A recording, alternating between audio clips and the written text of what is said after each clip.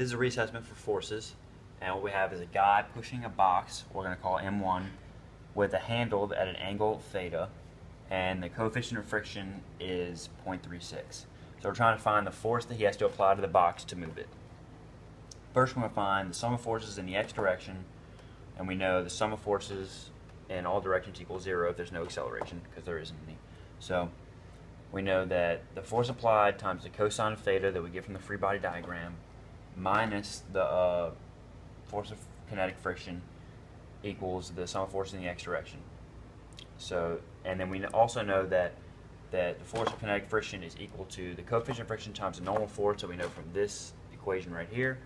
So the sum of forces in the y direction equal the normal force minus the force of gravity minus force applied times sine of theta, which equals 0.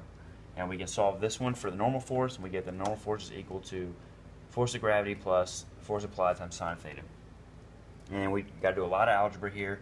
We'll plug in this normal force into this equation right here, and we get the force applied times cosine of theta minus coefficient of friction times force of gravity plus force applied times sine of theta equals 0. Do a lot of algebra, like I said. Get the FAs on one side. We'll come over here, and then we'll factor out the FAs, divide by cosine theta minus mu k sine theta.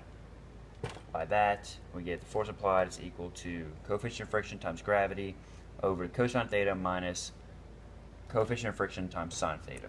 Plug in all of the numbers, and we get the force applied is 1,259.3 newtons.